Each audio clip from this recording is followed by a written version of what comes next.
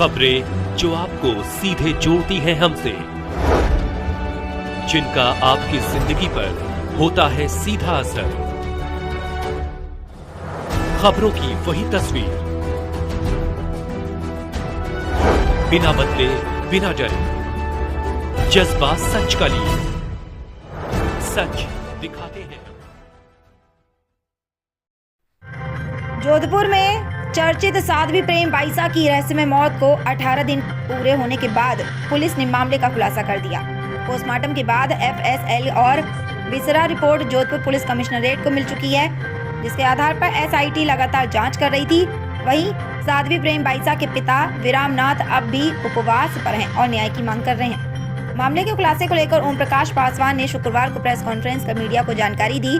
Police commissioner ने बताया कि एफएसएल और विसरा रिपोर्ट के साथ पोस्टमार्टम रिपोर्ट एवं डॉक्टरों की ओपिनियन के आधार पर यह निष्कर्ष सामने आया है कि साध्वी प्रेम बाईसा को फेफड़ों से संबंधित गंभीर बीमारी थी। अस्थमा की समस्या के चलते उन्हें कार्डियक अटैक हुआ, जिससे उनकी मृत्यु हुई।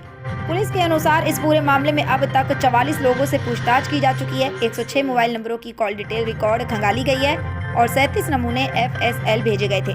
18 दिन की गहन जांच के बाद पुलिस इस नतीजे पर पहुंची है। राजस्थान से आशीष पुरोहित की रिपोर्ट। को प्रेम बाईसा का असामयिक निधन हो गया था। उसके बाद मर संख्या 2 29 तारीख को दर्ज किया गया। बॉडी का बोर्ड से पोस्टमार्टम कराया गया और पोस्टमार्टम के उपरांत बोर्ड ने यह उचित समझा कि एफएसएल और हिस्टोपैथोलॉजिकल रिपोर्ट आने के बाद ही ये मृत्यु का कारण बता पाएंगे। उसके बाद एसआईटी का गठन किया गया और एसआईटी ने अपने जो बयान हैं 44 लोगों के बयान लिए हैं, 106 लोगों की कॉल डिटेल की एनालिसिस की है, सोशल मीडिया एनालिसिस किया गया है, प्रेम बाईसा के मेडिकल हिस्ट्री का एनालिसिस किया गया है, जिसमें कौन सी दवाइयां वो पहले लेती थी, जिन डॉक्टरों के संपर्क में थी, कैसी मेडिकल कंडीशंस थी, इस पे विशद अन्वेषण किया गया। उसके अलावा जो घटनाक्रम का टाइमलाइन है, जिस समय इनकी तबीयत खराब हुई और जब इनकी मृत्यु कारित हुई, उसके बीच में कौन कौन से घटनाक्रम हुए और कौन सा टाइमलाइन रहा, उसमें किसके फोन आए, सीसीटीवी कैमरा फुटेज, जो उस दौरान जो लोग उनसे मिले उनके बयानात। इसके अलावा क्योंकि यहाँ पर इंजेक्शन से रिलेटेड भी इश्यूज आए, जिस दवाई का प्रयोग किया गया, इस संबंध में ड्रग कंट्रोलर से भी मंतव्य लिया गया। CMHO, Rajasthan nursing council, Mathuradas hospital, pharmacologist, insurance companies, income tax department, FSL और प्राइवेट हॉस्पिटल, इन सब से परामर्श लिए गए, इनसे चर्चा की गई, औपचारिक और अनौपचारिक। इनके संबंध में 2 प्रकरण दर्ज थे, उसकी पृष्ठभूमि के संबंध में विशद अन्वेषण किया गया। इनके गांव में भी कुछ लोगों के साथ प्रकरण दर्ज हैं, उसके संबंध में भी विशद चर्चा की गई और लोगों से इस संबंध में अन्वेषण किया गया और वेरीफाई किया गया कि उनके बैकग्राउंड क्या थे। उसके बाद 12 तारीख को हमें एफएसएल और हिस्टोपैथोलॉजिकल रिपोर्ट प्राप्त हुई। उसके बाद हमने जो हमारी मेडिकल बोर्ड है उसको एफएसएल और पैथोलॉजिकल रिपोर्ट भेजी। उसमें कॉज ऑफ डेथ आया due to shock as a result of cardiopulmonary arrest due to pulmonary pathology, और उसमें उन्होंने लिखा हुआ है अस्थमा ऑब्लिक सीओपीडी। तो मैं बताऊं, जो कॉज ऑफ डेथ उन्होंने बताया है कि इनको फेफड़े से संबंधित कोई बीमारी थी और उस कारण से कार्डिक अरेस्ट आया, पल्मोनरी अरेस्ट आया और उस कारण से शॉक जनरेट हुआ और उनकी मृत्यु हुई। इस संबंध में जो रिपोर्ट आई है, हमारे कुछ क्वेरीज थे जो मेडिसिन लगाए गए हैं, उस संबंध में हमने फिर से बोर्ड से रिपोर्ट मांगी है और जैसी बोर्ड से रिपोर्ट आएगी उसके बाद हम फाइनल निर्णय लेंगे।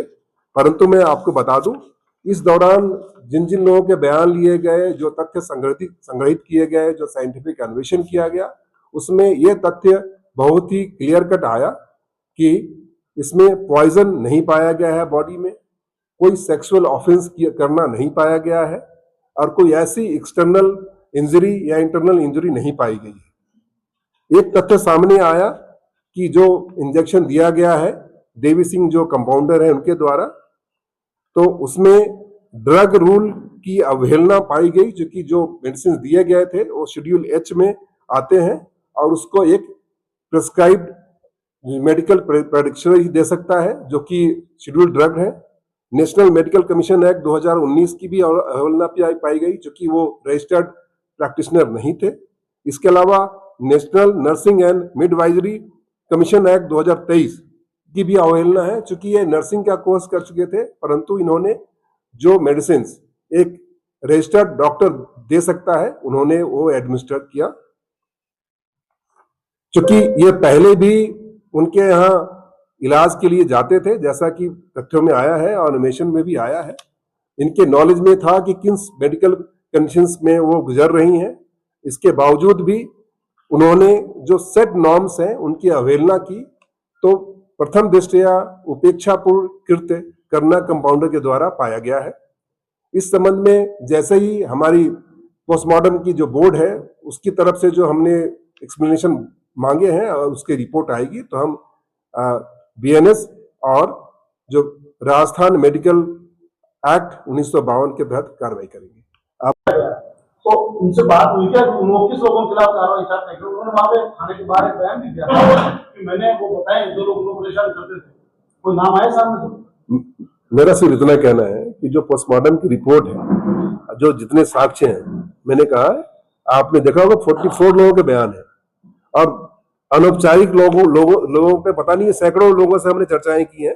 सारे तथ्यों को कोलेट करने के बाद में हम निष्कर्ष पे पहुंचे हैं।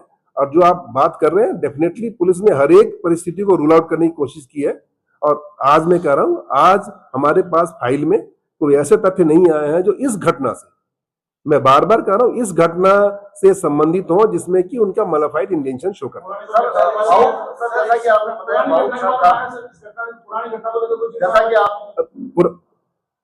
ये जो संपूर्ण घटनाक्रम है, इनके असामयिक मौत की गुत्थी सुलझाने के लिए ये एसआईटी गठित की गई थी और उसमें ये हमने इसी पे फोकस रखा है। बाकी चीजों से कोरोबोरेटिव जो इंफॉर्मेशन है वो लिए हैं, जो कि इसको इस घटना में अगर उसका कोई संलिप्तता हो तो उसको हम अलग कर सके। पूछताछ डेफिनेटली की है, उनके साथियों से साथ ही पूछताछ की है, बट ये सेपरेट इंसिडेंट माना गया है। उसमें कोई ऐसा तथ्य नहीं आया जिसमें कि कोई भी किसी से उनकी चर्चा हुई हो इस संबंध में या किसी प्री प्लान के तहत उन्होंने कोई ऐसी कार्रवाई की।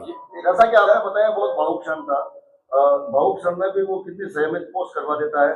इसके अलावा मौत के टाइमिंग को लेकर 4-5 अलग अलग बयान देता है और इसके अलावा राजनेताओं को फोन करता है। कौन कौन से राजनेताओं को फोन किया और क्या इंटेंशन था उसका?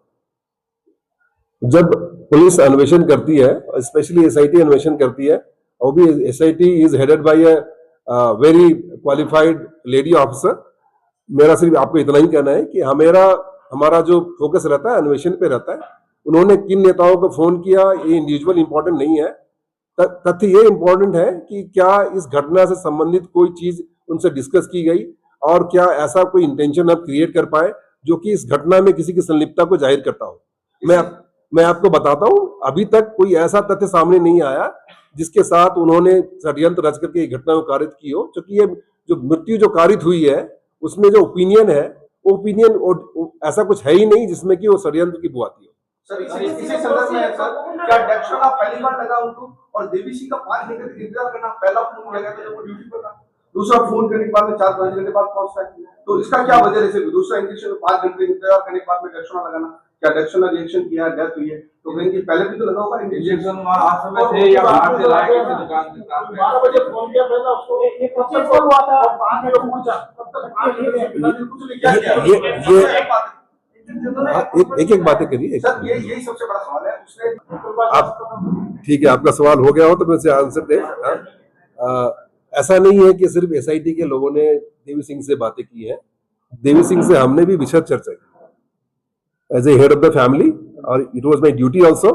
और मैं आपको बता दूं, जो इस दौरान जो घटनाक्रम हुआ, जब उनका ये कहना था, जो उनके बयानों में भी आया है, तो उनका ये कहना था कि जब उन्होंने इंजेक्शन दे दिया उसके बाद जो वार्ता हुई वो ऑब्वियसली पब्लिक डोमेन में भी है उसके बाद हॉस्पिटल गए, उसके बाद ऑब्वियसली इनका संपर्क इनसे नहीं रहा। इन्होंने कहा कि हमें किसी तीसरे व्यक्ति ने इस संबंध में बताया, उसके बाद से चर्चा हुई। इस दौरान देवी सिंह का मैलाफाइड इंटेंशन हो ऐसा कोई तथ्य हमारे सामने नहीं आया और यही बात है।